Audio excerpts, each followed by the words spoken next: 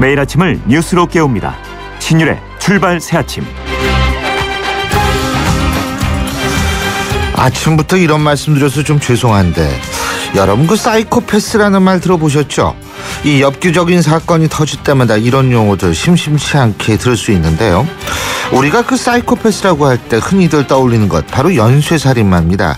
하지만 실제 모든 사이코패스가 살인마 혹은 연쇄살인마가 되지는 않는다고 하는 것이 범죄 심리학계의 일반적인 견해인데요.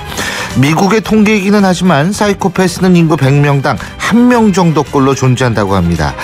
이런 사람들의 특징은 타인의 기분이나 심리 상태에 지나치게 무관심하고 오직 자신만을 생각하는 특징이 있다고 하죠. 그런데 이런 사이코패스가 다시 한번 주목을 끌고 있습니다. 바로 사정치민주연합 소속이었다가 살인교사 혐의로 체포된 뒤에 탈당한 서울시의회 의원 사건이 우리에게 충격을 주고 있기 때문입니다. 여러분 안녕하십니까? 신율입니다. 현재 살인교사 혐의로 체포된 서울시의회 의원 김모 씨, 살인교사 혐의를 부인하고 있다고 하죠. 하지만 이 사람의 혐의가 사실로 드러날 경우 김모 씨는 전형적인 사이코패스 유형을 보였다고 할 수 있습니다. 경찰이 이 살인교사 혐의로 내사를 하고 있는 동안 이 사람을 수사했던 강서경찰서 바로 건너편에 자신의 커다란 현수막을 붙였다고 하죠. 우리가 선거 때 이런 사람을 알아차릴 수는 없을 것이라고는 하지만 재선까지 한 그 사람을 보면서 선거가 얼마나 표면적인지 그리고 우리의 판단이 얼마나 틀릴 수 있는지에 대해서 다시 한번 생각해보게 됩니다. 신율의 출발 새 아침 오늘 순서 시작합니다.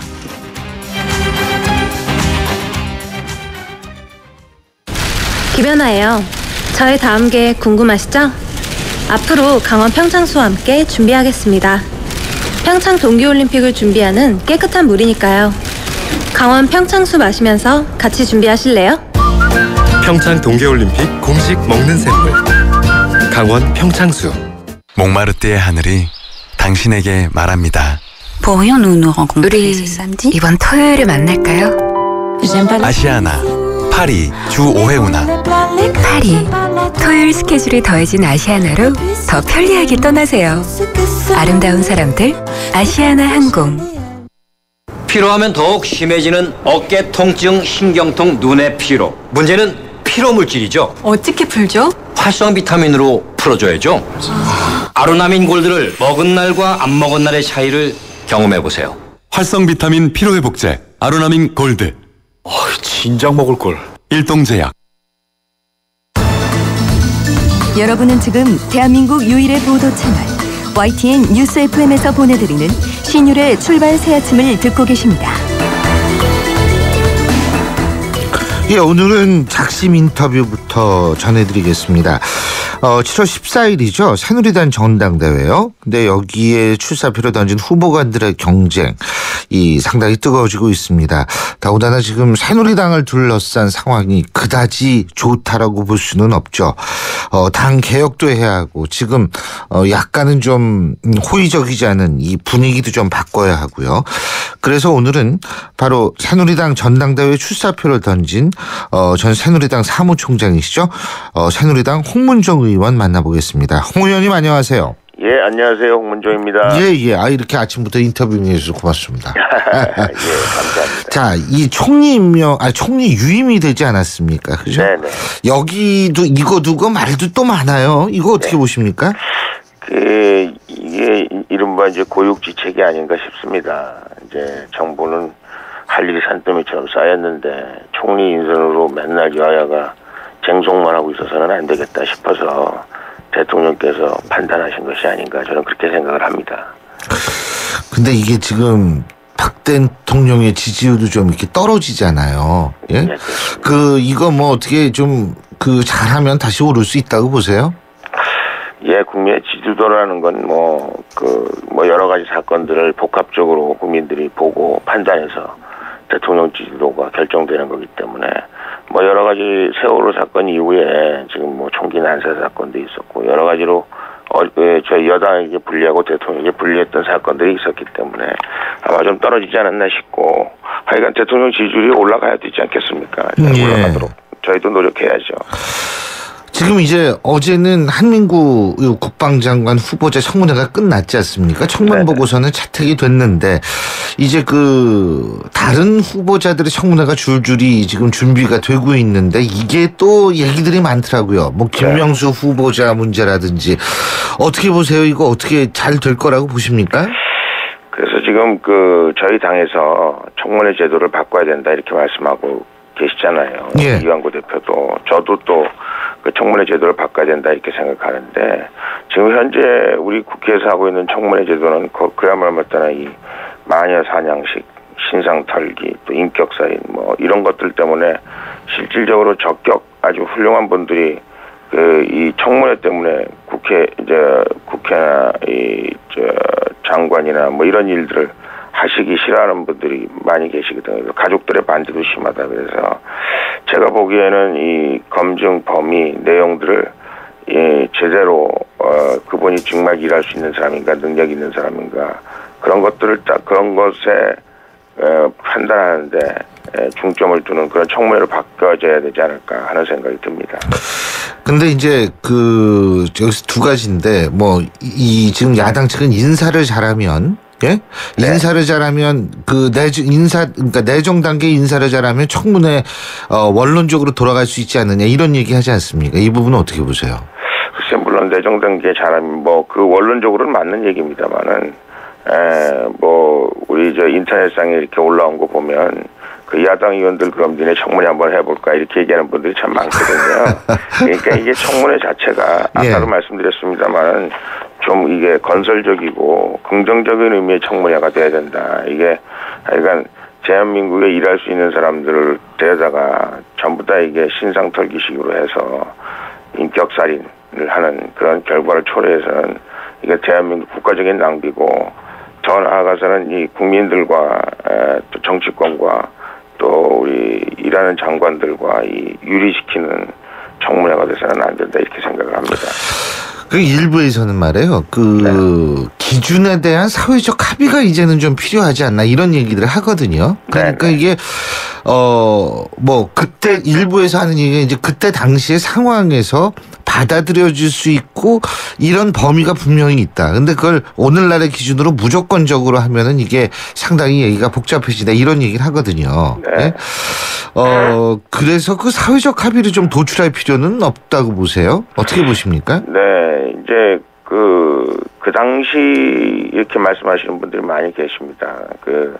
우리 1970년대, 60년대 말 이제 이럴 때 뭐 학교 다니고 준비하고 이제 이랬던 분들 아닙니까? 그 당시 사회 분위기가 뭐 저희 굉장히 어수선했습니다. 그래서 학교를 제대로 다닐 수 있는 분위기 아니었고 맨날 그야말로 어떤 데모 때문에 학교가 휴교하고 뭐 그런 분위기였고요. 또 그때는 목표 지향적이라서 목표를 달성하는 데만 중점을 두고 있었지 그 과정에 관해서 사실은 뭐 그 문제의 시시비비를 따지지 않았던 그런 세대에서 교육받고 그런 세대에서 살 수밖에 없었던 우리 선배들에 대해서 너무 지나친 잣대로 그분들을 이상적인 잣대로 잰다 그러면 과연 누가 살아남을 수 있을까 이런 말씀들을 자조적으로 하시는 분들이 계십니다. 그래서 지금 하신 말 맞다나 우리 교수님 말 맞다나 그 시대에 살았던 사람들에게 들이대는 잣대는 지금 현재 우리 살고 있는 사람들의 잣대와는 조금 달라야 되지 않을까 하는 생각 저도 많이 동의합니다. 그걸 합의를 도출을 해야겠죠. 네, 그렇습니다. 그리고요. 자, 전당대회 얘기인데요. 지금 이제 전당대회 가만히 있어봐. 이제 한 보름 남았나요? 네, 7월 13일이 그렇죠? 14일이니까요. 예, 이제 한 보름 남았는데 이게 굉장히 열기가 좀 뜨겁다 못해 과열됐다. 근데 좀 일단은 가장 중요한 게 과거에도 말이에요. 예를 들면은 이 전당대회 열기가 이렇게 뜨거웠을 때는 그 후유증이 만만치 않지 않았습니까? 그죠? 그런데 이번에도 또 후유증이 좀 걱정이 되는데 어떻게 보세요? 글쎄요, 지금 전당대회 지금 아직 사실 시작도 안 했거든요. 아직 후보가 등록도 안 했고 시작도 안 했는데 굉장히 뜨거워졌기 때문에 참여하고 있는 저희 한 사람으로서 저는 굉장히 좀 걱정이 됩니다. 이게 전당대회라는 것이 이제 미국의 경우도 보면은 전당대회가 이제 당이 화합하고 단합하고 뭐 이런 게 전당대회거든요. 그래서 그동안 국민들이 당에 대해서 우려하고 했던 것들을 말끔하게 씻어버리고 새로운 리더십을 통해서 당이 국민 앞에 이렇게 새롭게 가겠습니다. 이렇게 단합하겠습니다. 이렇게 혁신하겠습니다. 뭐 이런 모습을 보여줘야 되는데 참 걱정이 많습니다. 지금 저희 전당대회 모습을 보면서.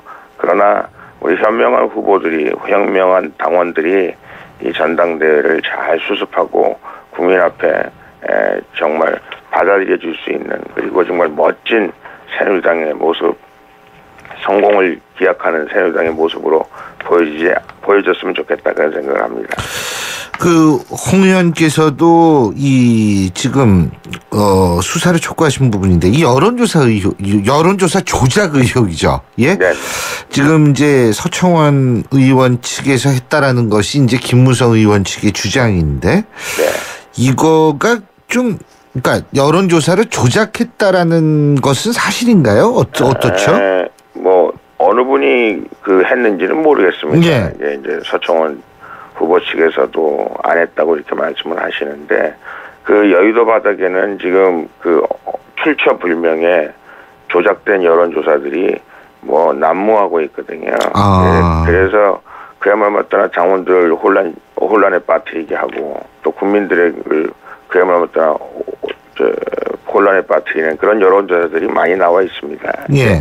저희는 뭐 그야말로 말 맞다나 프로니까 그냥 보면 알거든요. 근데 그런 여론조사들을 통해서 의도는 빤하죠. 뭐 특정 후보를 올리려고 하고 특정 후보에게 표가 몰리게 하는 그런 작업들을 하고 있는데, 이거는 안 되는 일입니다. 이제 얼마 전에 한 여론조사는 우리가 당원들을 대상으로 여론조사를 못하게 돼 있거든요. 예. 네. 근데 당원을 대상으로 여론조사를 했을 뿐만 아니라, 그 다음에 모 집단이 누구인지, 그 다음에 표준 오차가 무엇인지, 이런 것도 알려지지 않은 채 누가 1등이다, 누가 2등이다, 누가 몇 등이다, 이런 식으로 나오고 있는데, 참으로 안타까운 일입니다. 예. 몇 등까지, 그렇죠. 이제 여론조사니까. 네.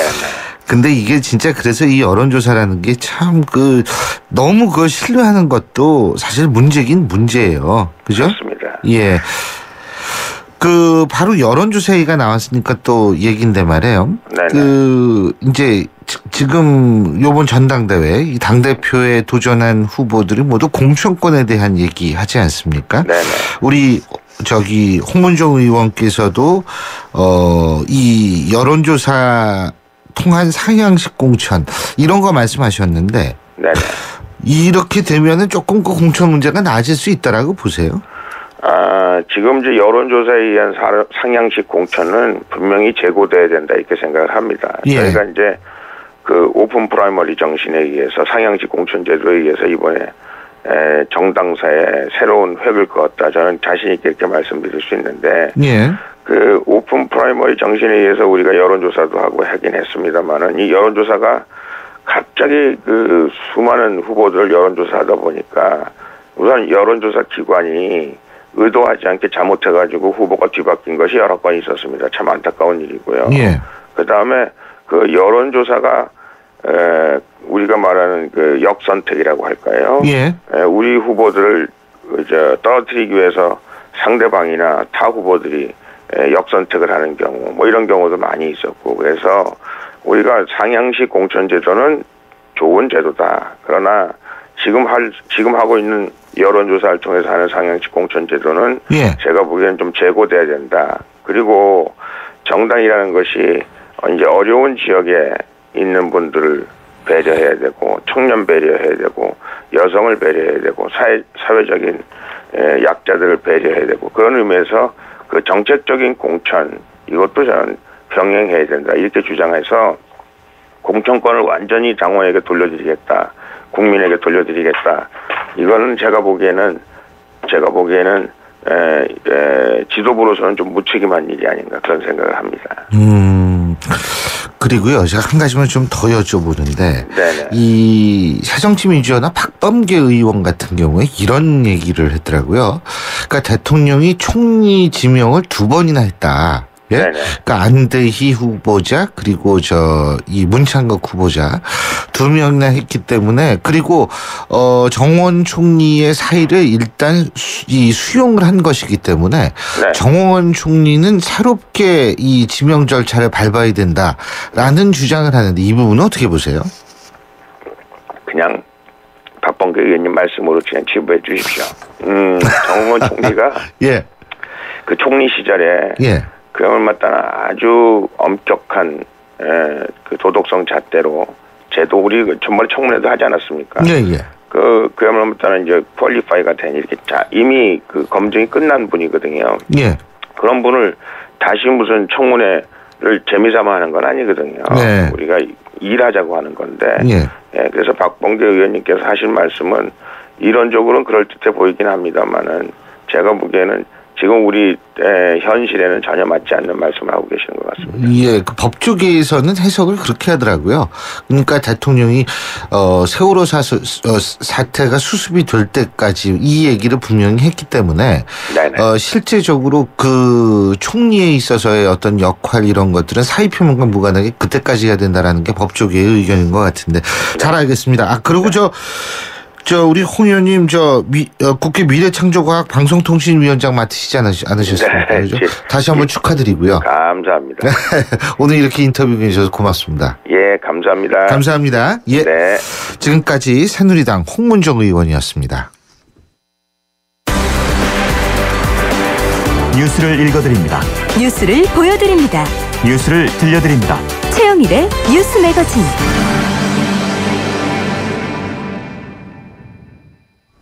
예. 6월의 마지막 날 월요일이죠. 오늘은 조금 순서가 바뀌었습니다. 예. 오늘도 최현 시사평론가와 함께 뉴스 정리해 보겠습니다. 어서 오십시오. 네, 안녕하세요. 예. 오늘의 카피는 어떤 겁니까? 네, 나선 이론 이렇게 잡았는데요. 예. 침묵의 나선 이론이라고 이제 매스컴 이론이 하나 있어요. 예. 그게 아니라 근대 철학자 비코라고 하는 사람이 주장하기를 예. 역사는 나선형으로 발전한다 이런 얘기입니다. 시간은 앞으로 진행하지만 이 우리 역사는 돌고 도는 반복이 있다 이런 예. 거죠. 어떤 종편에서는 평행이론을 얘기했다. 평행이론도 요즘 많이 얘기하죠. 홍엠비와 EMB의 평행이론. 구원타도 평행이론을 얘기했습니다. 평행이론 많은데. 자, 오늘 오늘 뉴스 어떤 나선인가요? 네, 일요일인 어제 인사청문회가 열렸습니다. 예, 첫 번째로 한민구 국방장관 후보자였고요. 예. 국방위원회는 인사청문 보고서를 채택을 했죠. 예. 빠르면 오늘 박 대통령은 이제 한민구 국방장관을 임명할 예정입니다. 예. 작년에 이어서 인사청문회가 돌고 돕니다. 그렇군요. 네. 어쨌든 지금 인사청문회 아직 남아있는 장관 후보자들이 많지 않습니까? 네. 예. 7월 7일부터요. 예. 미래부 8일 안행부, 예. 9일에는 교육부, 10일에는 문화부 모두 예. 장관 후보가 이제 인사청문회에 올라가고요. 예. 기재부와 국정원도 곧 잡힐 예정입니다. 근데 이 중에서 이제 김명수 교육부 장관 예. 되시면은 이제 사회부총리도 맡게 되는데요. 예. 그리고 이제 이병기 국정원장 후보자, 정종섭 안행부 장관 후보 예. 지금 이들을 둘러싸고 여야 격돌이 예상되는 상황입니다. 그렇군요. 여야 인사청문회 이 준비만은 지금 할 수 없는 상황이죠. 지금 네, 좀 아까 제가 홍문정 의원과도 인터뷰를 했습니다만. 그렇습니다. 예. 이제 7월이 시작되기 때문에 예. 여야 일정이 아주 복잡해지는데요. 예. 물론 이제 서로 창과 방패만 갈고 닦고 싶겠지만 예. 지금 이제 새누리당은 7월 3일부터 예. 7.14 전대 후보 등록이 시작됩니다. 9명이 넘으면 여론조사를 통해서 컷오프를 하겠다. 그래서 9명 이내 후보가 전국 4개 권역을 돌면서 토론회를 개최한다. 이런 전망이고요. 예. 또 이 지방선거가 세월호 참사 전국이었다면 예. 이 지금 정부 인사 문제로 집권여당 지지율이 빠지고 있지 않습니까? 예. 그래서 이러한 위기를 고강도 쇄신을 하겠다. 그래서 지난 주말에 당 혁신기구를 출범시켰습니다. 29살의 이준석 전 비대위원장이 예. 위원장을 맡았고요. 9명 내외의 원내외 인사들에게 위원직을 맡겨서 예. 재보선을 앞두고 지지율 하락을 막기 위한 작업에 박차를 가겠다. 이런 이제 취지인데요. 예. 과연 이제 당을 혁신할 것인지 당의 이미지만 혁신할 것인지 요거 좀 두고 봐야 되겠습니다. 그렇군요.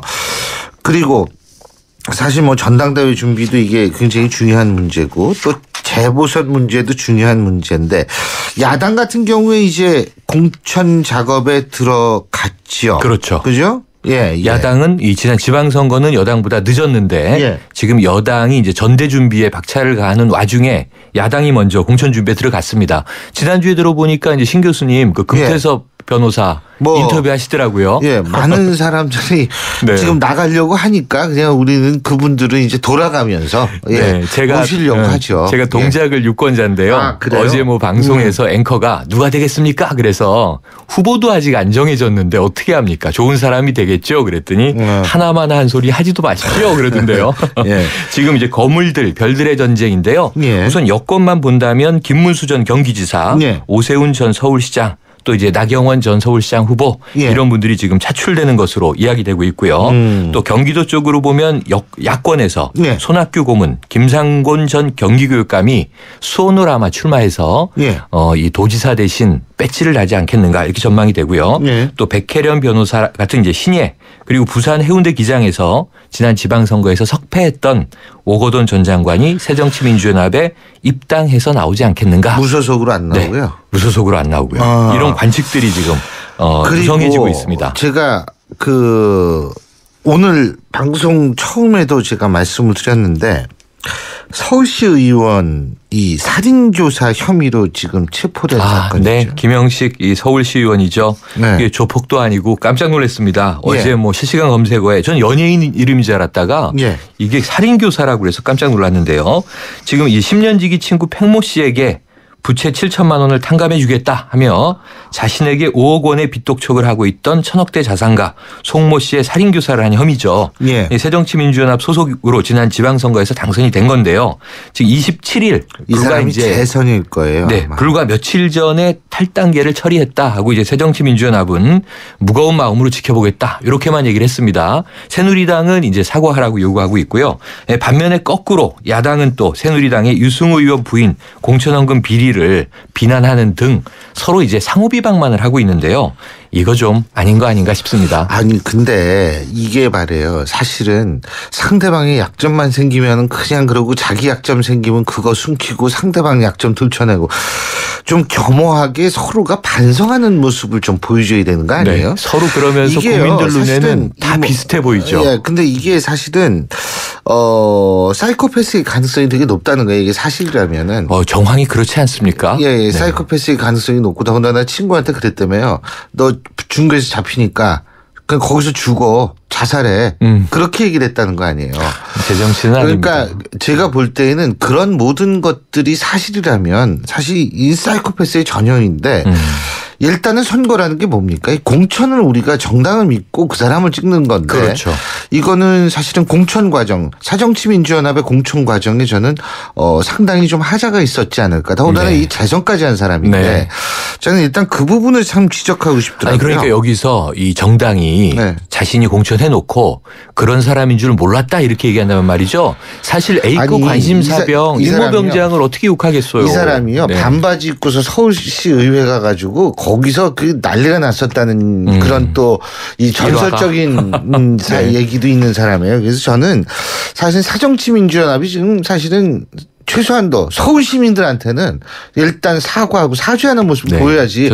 아니 왜 갑자기 딴 당 얘기를 하고 있습니까? 전 그건 사실은 좀 정치적 책임도 물어야 한다 이렇게 생각을 합니다. 맞습니다. 네. 예, 오늘 말씀 여기까지 듣죠. 고맙습니다. 네, 고맙습니다. 예, 지금까지 최영일 시사평론가였습니다. 1억 년 전 공룡들이 풀 뜯어먹던 때 석유가 생겼어. 그걸 우리가 개발을 하지. 근데 석유가 다 떨어지면? 하하, 그래서 전기차 배터리를 만들었지. 그리고 석탄을 석유로, 이산화탄소는 플라스틱으로 만들지. 이게 바로 미래 에너지, 그린 에너지. 뭐 부르고 싶은 대로 불러.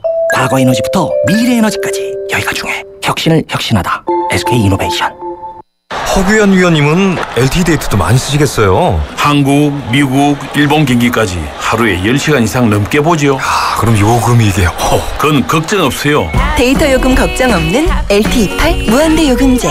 요금제도 역시 U+.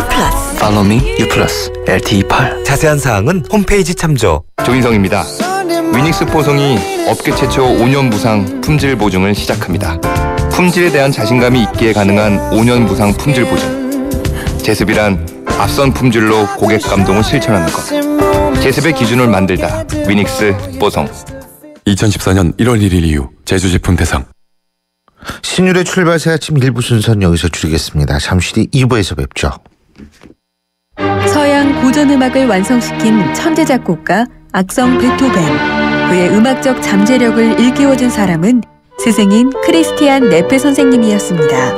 네페 선생님은 지루한 이론과 반복적인 연습을 강요하지 않았습니다.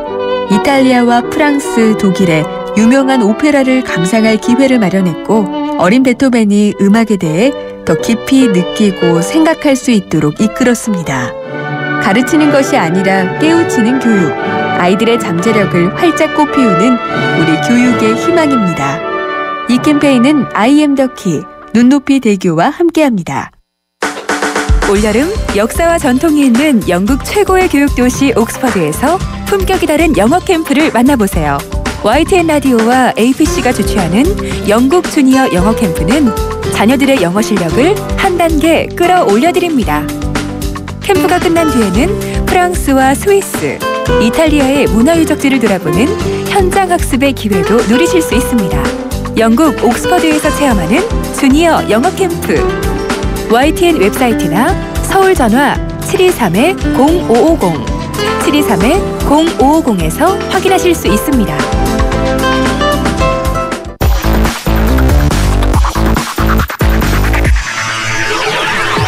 신율의 출발 새 아침.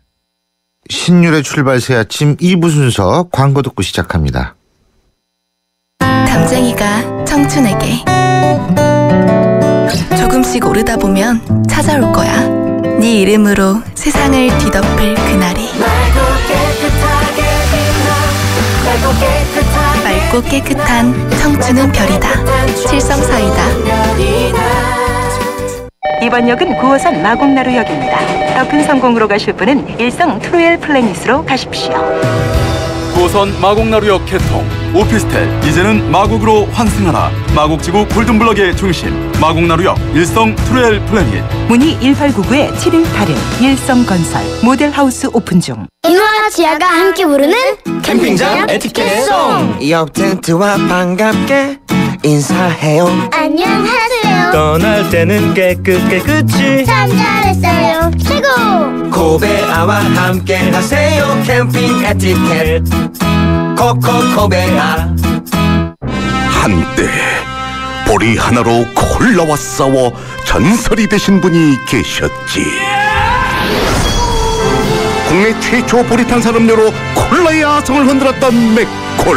다 전설을 맛보리 맥콜.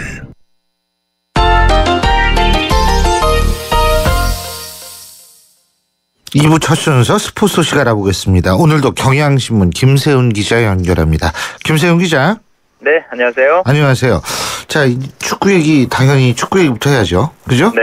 네덜란드가 멕시코를 상대로 극적인 역전승을 거뒀다고 그러는데요. 그죠? 네. 네, 오늘 16강전 열렸는데요. 네덜란드가 2대1로 역전승을 거뒀는데요. 보통 극적이다. 그러면 막판에 골이 막 몰아서 터지는 거였죠. 네. 네덜란드가 원래 처음에는 후반 3분에 선취골을 내주고 0대1로 끌려갔고요. 경기 막판까지 그렇게 갔는데 후반 43분, 그러니까 정규 시간이 끝나기 2분 전이었죠. 이때 스네이데르의 극적인 중거리 슛으로 동점골이 터졌습니다. 그리고 1대1인 가운데 후반 인저리 타임 때 페널티킥으로 결승골을 넣었어요. 아리언 로벤 선수가 페널티킥을 유도했고 혼텔라르가 그 킥을 차서 2대1로 역전승을 거뒀습니다. 예. 네덜란드는 조별리그에서 3경기에서 10골을 집어넣으면서 아주 그 놀라운 공격력을 보였는데 오늘은 막판 그 불을 뿜었고요. 공격력이. 멕시코는 1994년대부터 6회 연속 월드컵 토너먼트에 진출했는데 이번에도 16강전에 패하면서 6개 대회 모두 16강에 머무는 불운을 안았습니다. 예. 마지막 페널티킥 선언하는 장면에서 멕시코 감독은 이거 페널티킥이 아니다. 또 아리엔 로번 선수는 페널티킥이 맞다 이렇게 했는데요. 제가 보기에는 페널티킥이 아닌 쪽이 조금 더 설득력이 있지 않나 싶습니다. 그리고 그 코스타리카하고 그리스는 어떻게 됐어요? 네, 지금 1대1로 비겨가지고요. 연장 후반이 진행되고 있습니다. 이 경기도 코스타리카가 후반 7분에 선취골을 넣었는데 후반 46분에 동점골을 내주고 지금 연장 후반 막판이 진행되고 있고요. 이대로 만약에 승부를 가리지 못하게 되면은 승부 차이가 이어지게 되겠죠. 어제 경기에서 브라질하고 칠레 경기가 브라질이 승부 차이 끝에 3대2로 칠레를 꺾었고 예. 오늘도 코스타리카 그리스전이 승부 차이가 이어진다고 하면 이번 대회 두 번째가 됩니다. 예. 근데 그 승부차기 잘하는 방법이 있다며요? 일단 좀 유리한 게 몇 가지가 있긴 있습니다. 일단 예. 처음에 선축을 먼저 해라. 선축은 주장들의 동전 던지기로 결정이 되거든요. 예. 선축을 하게 되면 이길 가능성이 높다. 역대 월드컵에서 23번의 승부 차이가 있었는데 예. 선축한 팀이 14번을 이겼고 후축한 팀이 9번밖에 못 이겼습니다. 그러니까 일단 앞에 차는 게 그만큼 유리하고요. 그리고 공격수들이 상대적으로 골을 많이 넣고 그 다음에 골 성공률이 높은 건 미드필더가 아니라 수비수다. 예. 라는 원칙도 있고 또 나이가 많은 나이별로 보면은 30대 이상 선수들의 성공률이 가장 높았고요. 그 다음엔 오히려 18세에서 25세 사이 젊은 선수들이 그 다음으로 더 많은 골을 넣습니다. 예. 오히려 축구 선수의 전성기다라고 얘기하는 25부터 30살 사이 선수들이 오히려 성공률이 떨어졌고요. 예. 또 하나 재밌는 건 킥의 성공 방향입니다. 그러니까 오른발 키커들이 좀 많으니까 상대적 오른발 키커가 뛰어나오면서 밀어넣는 방향으로 하면 키커 입장에서 골대 오른쪽 위쪽으로 많이 들어가겠죠. 그쪽이 성공률이 가장 높다라는 게 나오고 있고요. 우리가 2002년 월드컵에서 스페인을 승부차이 끝에 이겼는데 그때도 우리가 선축을 했고 마지막 키커가 홍명보가 골을 넣은 장면도 위치도 바로 오른쪽 골대 위였습니다. 예. 이런 걸 보면은 뭐 역대로 월드컵에 나온 그 법칙들이 어느 정도 적용이 되는 것 같아요. 홍명보 그 선수가 아닌 감독 이제 말 잠깐 해야 되는데 우리나라 축구 대표팀 오늘 새벽 귀국했죠. 네, 6시 조금 못 돼서 입국장에 나왔는데요. 침통하고 그런 표정으로 나와서 인터뷰도 하고 했는데 오늘 몇몇 팬들이 노골적으로 좀 불만을 드러냈습니다.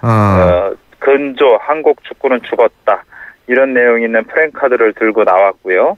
그리고 선수들이나 감독 인터뷰할 때 너 때문에 졌다. 이런 소리도 외쳤고 또 호박엿을 많이 뿌렸다고 해요. 그러니까 비난의 그 의미로 엿새를 퍼부은 것 같고요.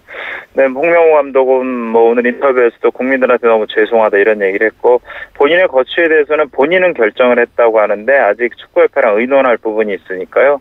아마 오늘 내일 2, 3일 안에는 홍명호 감독의 거취가 결정이 날 거로 보입니다. 그렇군요.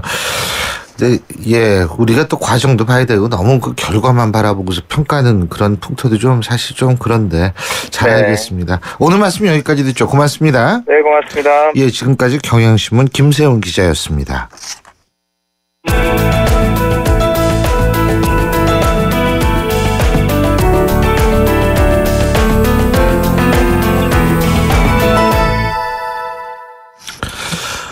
박근혜 정부 2기 내각 장관급 후보자들의 인사청문회를 지금 줄줄이 앞두고 있는데요. 어제 그중에서 하나 끝났죠. 바로 한민국 국방장관 후보자에 대한 인사청문회인데요. 비교적 무난하게 마무리가 됐습니다.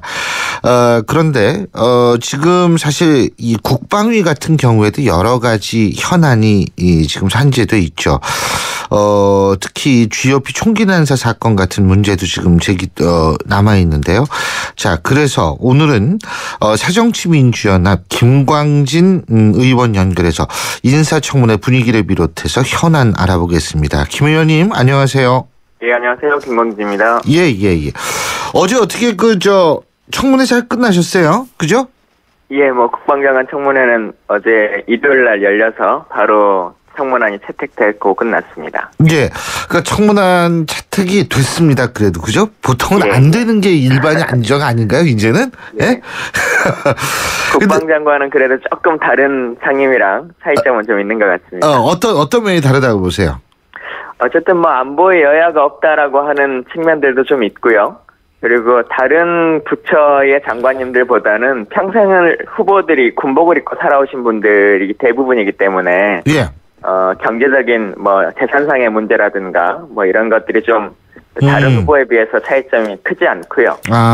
예, 그래서 대부분의 그 후보자들이 다른 부처도 마찬가지겠습니다만 정책적인 측면보다는 개인 자체에 대한 문제로 많은 부분들이 논쟁이 되는데 예. 국방장관은 좀 그런 부분에 있어서는 깨끗하지 않나 생각합니다. 그렇군요.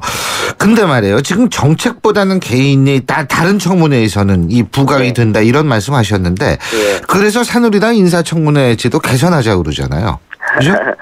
근데 뭐 사실은 그 새누리당이 갑자기 뭐 이런 얘기들을 꺼내는 것은 스스로 한번 되짚어봤으면 좋겠다는 생각인데요. 원래 이 청문 대상자를 넓혀서 국민의 알 권리를 넓혀야 된다라고 주장하셨던 것은 2005년도에 박근혜 당시 한나라당 대표셨고, 예. 그래서 실제로 많은 부분의 장관들이 그 범위가 더 넓혀졌죠. 예. 네.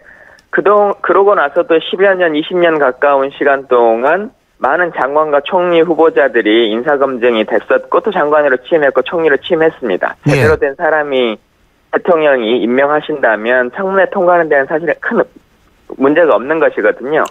그래서 좋은 분들을 어쨌든 국가를 이끌어 나가는 상황으로 지도자로 올라오시는 분들은 같은 역량을 가지신 중에서도 개인적인 도덕성도 갖추는 것도 중요하기 때문에 좋은 분을 추천하신다면 인사청문회라고 하는 제도가 훨씬 더 좋은 일로 국민들에게 이 사람은 괜찮은 능력을 갖고 있는 사람이구나라고 하는 걸 또 보여줄 수 있는 공간이기도 하다고 오히려 생각합니다. 홍보로 사용할 수도 있다. 그죠? 예, 그렇습니다. 예.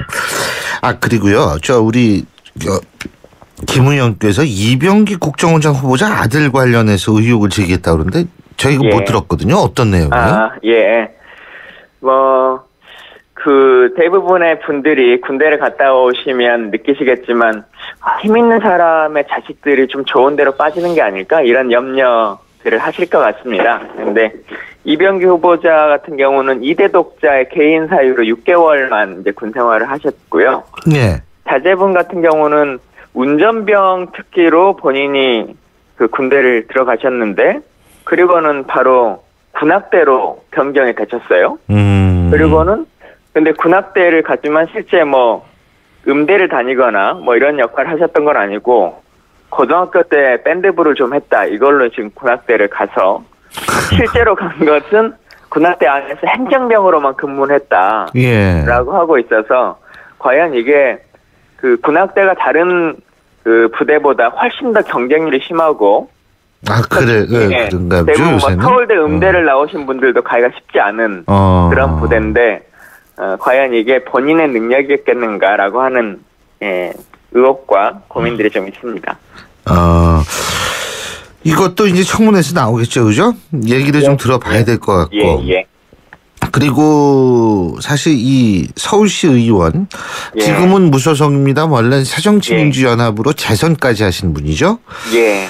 살인 청부 사주한 걸로 지금 드러나고 있고 물론 혐의는 제가 볼 때는 지금 이제 조심스럽게 얘기를 하느라고 혐의가 밝혀지면이라는 거 하지만 어쨌든 이거 좀 당내 분위기 어때요? 이거 사과 좀 해야 되는 문제 아닌가요? 예, 탈당이 되고 그 무죄가 되기 전까지는 절대 복당을 불허한다라고 하는 결정이 난 걸로 알고 있습니다만 정확하게 내용이 밝혀진다면 당 차원에서 저는 사과도 필요하다라고 판단하고요. 정말 상식적 저희 당의 의원이고 아니고 이런 걸 떠나서 대한민국 사회에서 상식적으로 이런 일들이 벌어질 수 있는 것인가에 대한 고민과 걱정 그리고 하여튼 죄송한 마음들도 좀 가지고 있습니다. 근데 이분 무섭더라고요. 예? 자기 친구 해가지고 살인교사 해가지고 중국 공안에 잡히니까 그러고서 어떻게 했으면 좋겠느냐. 이 친구가 맨 처음에는 자기가 그러니까 살인한 그 친구가요. 예. 이 서울시 의원한테 뒤집어 안 씌우려고 그러니까 솔직히 얘기 안 하려고 내 돈 때문에 죽였다 이렇게 얘기를 했는데 그 친구한테 너 잡혔으니까 죽어 이래가지고 아마 이 살인한 친구가 오히려 더 배신감 때문에 솔직하게 다 얘기하게 됐다 그러는데 참 기가 막히더라고요 이거 보니까. 그리고 이게 어수선하니까 GOP 총기 관련 사건 질의도 어제 청문회에서 있었다 그러죠? 예.